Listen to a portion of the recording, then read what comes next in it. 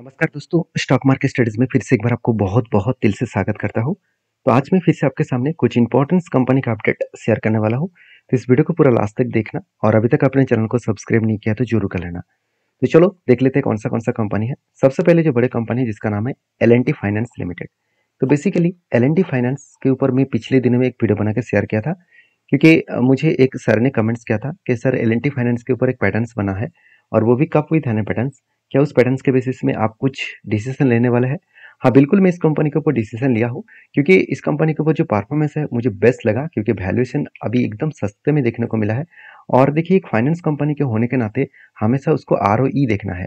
ROC आप देखे ना देखे इसमें कोई फर्क नहीं पड़ेगा, हमेशा आपको ROE पॉजिटिव होना चाहिए और अच्छा होना चाहिए। तो L&T फाइनेंस जिस तरीके से क्रैश हुआ था उसको फिर से रिकवरी कर रहा है, यही L&T ग्रुप की एक खासियत है। सॉरी, तो एल एन टी ग्रुप की यही खासियत है। और दूसरी बात, कंपनी के ऊपर जो एनुअल इनकम है वो भी बढ़ता हुआ देखने को मिले। कितना बड़ा आप देख सकते हैं यहाँ पे, जो सेल्स था पिछले बार का वो 3,200 करोड़ था, इस बार वो 3,600 करोड़ बन चुके हैं। मतलब सेल्स भी यहाँ पे अच्छा खासा ग्रोथ हुआ। एक्सपेंस को भी कंपनी कंट्रोल में रखा, जिस बेसिस में कंपनी का नेट प्रॉफिट वो भी देखिए 400 करोड़ से 550 करोड़ के आसपास देखने को मिला। मतलब नेट प्रॉफिट भी यहाँ पे अलग लेवल में ग्रोथ होता देखने को मिला है।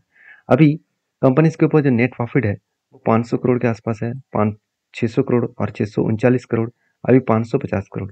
तो कंपनी देखिए थोड़ा सा अप्स एंड डाउन लेकर ही कंपनी काम कर रहा है। पिछले क्वार्टर के तुलना से कंपनी का प्रॉफिट कम हुआ, जिसके चलते हुए कंपनी का थोड़ा सा मतलब ग्रोथ स्लो हो गया था। अभी धीरे धीरे करके ग्रोथ बढ़ता हुआ देखने को मिला है, क्योंकि अपकमिंग क्वार्टर्स में अच्छा खासा रिजल्ट आने का चांसेस है। क्योंकि जब भी कोई कंपनी रिजल्ट आने से पहले ही भागना स्टार्ट करते हैं तो सोचना उस कंपनी के ऊपर कुछ ना कुछ ग्रोथ आने वाला है।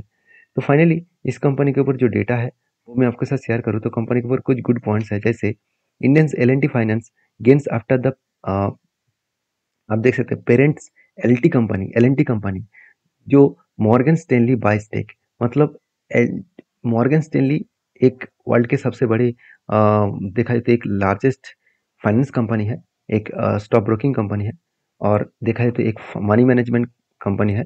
तो इस कंपनी ने क्या किया, L&T फाइनेंस के ऊपर स्टेक खरीदारी की है। मतलब इसका पेरेंट कंपनी L&T के ऊपर स्टेक खरीदारी की है, जिसके चलते है बाकी कंपनीज में एक अच्छा खासा ग्रोथ देखने को मिला। तो उसी तरीके से L&T फाइनेंस के ऊपर भी ग्रोथ देखने को मिला है। अभी चलो इस कंपनी के ऊपर और एक पॉइंट्स मैं आपके साथ शेयर कर लेता हूँ। जैसे इंडियाज L&T फाइनेंस आप आफ्टर द ब्लॉक डील, मतलब एक ब्लॉक डील हुआ, उस ब्लॉक डील के माध्यम से बहुत बड़ा क्वांटिटी एडिंग किया गया। तो मैं पहले ही बोल चुका हूँ, कोई भी अगर ब्लॉक डील होता है, कोई भी बड़े कोई न्यूज आते हैं तो ही शेयर में भागता हुआ देखने को मिलता है। तो फाइनली इस कंपनी के ऊपर जो ग्रोथ है, उस ग्रोथ के बेसिस में कंपनी किस तरीके से भाग रहा है आप ये देख सकते हैं।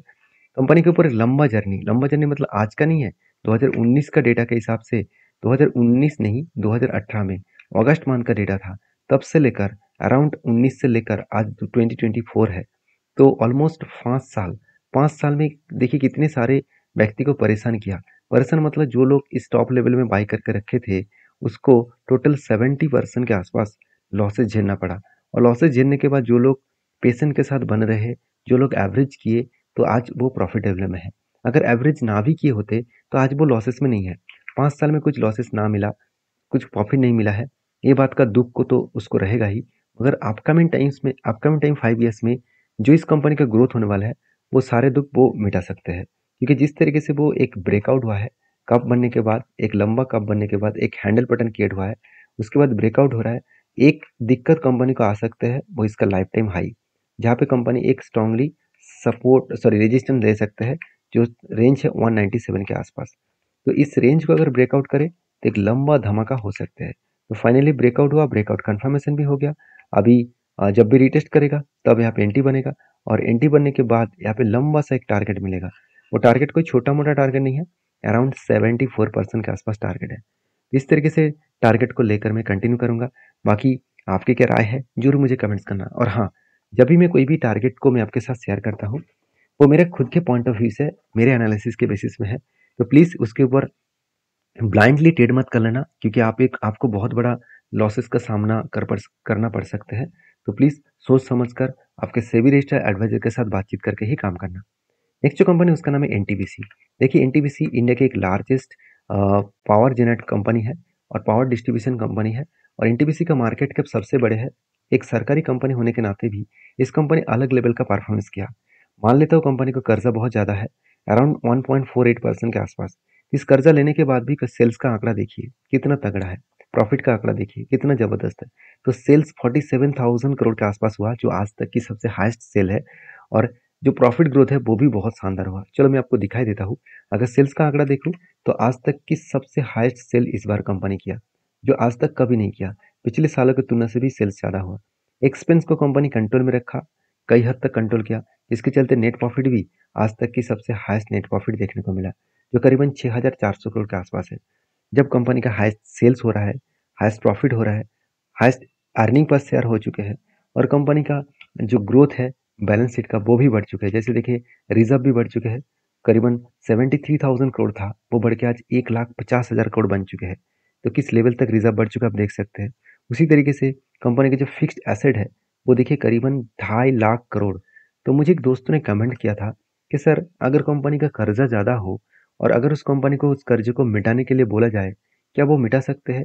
अगर आप कंपनी को दो चीज़ ध्यान देना, अगर कंपनी का रिजर्व ज़्यादा है और उसी के साथ साथ कंपनी का फिक्स्ड एसेट है, अगर दोनों को जोड़ा जाए तो ओवरऑल जो बोरिंग्स है अगर उससे कई गुना ज़्यादा है, तो सोचना उस कंपनी को कोई भी टेंशन नहीं है, कोई भी टेंशन नहीं है, क्योंकि उसके एसेट को बेचकर वो कर्जे को मिटा सकते हैं। जो कंपनी का कर्जा ज़्यादा है और रिजर्व और फिक्स एसेट कम है, तो उस कंपनी में बहुत बड़ा दिक्कत आ सकते हैं। कल अगर कोई भी कंपनी के ऊपर नेगेटिव इशू आए तो कंपनी खत्म हो सकते हैं। जैसे बहुत सारे कंपनी खत्म हो गया, डीएचएफएल हो गया, साथ ही साथ देखा जाए तो विजय माल्या का कंपनी भी डीलिस्टेड हो गया, मतलब डीलिस्ट नहीं, मतलब कंपनी खत्म हो गया। तो इस तरीके से खत्म होने के कारण ही यही था कि उसका कर्जा बढ़ रहा था और उसका एसेट और फिक्स्ड एसेट नहीं था, फिक्स्ड एसेट नहीं था और रिजर्व भी नहीं था।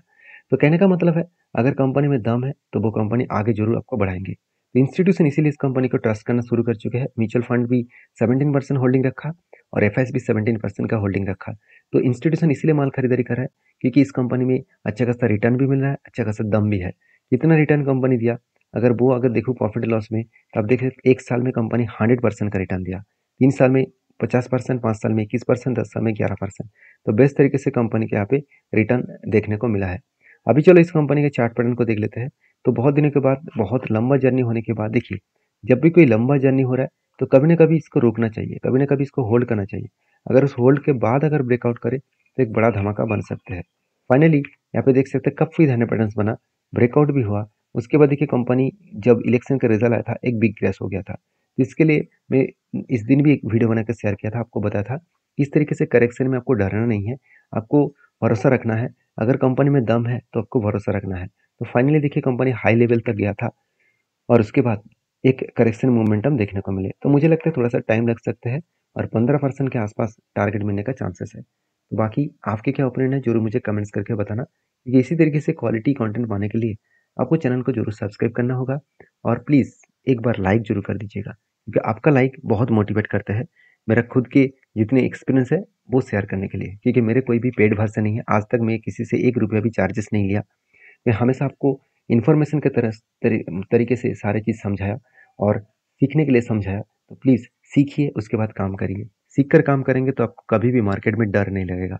तो नेक्स्ट जो कंपनी है उसका नाम है टाटा एल्क्सी। देखिए टाटा एल्क्सी के बारे में बहुत दिनों के बाद में वीडियो बना रहा हूँ, क्योंकि टाटा टाटा एल्क्सी के ऊपर जब भी मैं वीडियो बना रहा था वो एज ए बोनस के पर्पस में, क्योंकि टाटा एल्क्सी 1:1 का बोनस कंपनी देने वाले थे। तो इसीलिए इस कंपनी के ऊपर मैं बार बार आपके साथ वीडियो शेयर कर रहा था। अभी टाटा एल्क्सी के बारे में चर्चा करूँ तो इस कंपनी को कोई ज़्यादा कुछ बोलने की जरूरत नहीं है।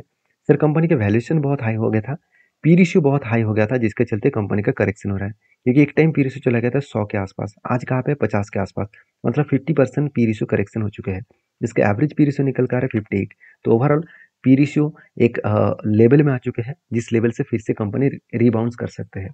बहुत सारे लोग मुझे ये भी कमेंट्स करते रहते हैं कि सर अगर कंपनी के ऊपर इतना बड़ा क्रैश हो जाए, इतना बड़ा फॉल हो गया, तो क्या कंपनी से एग्जिट होना चाहिए? आपकी क्या राय है?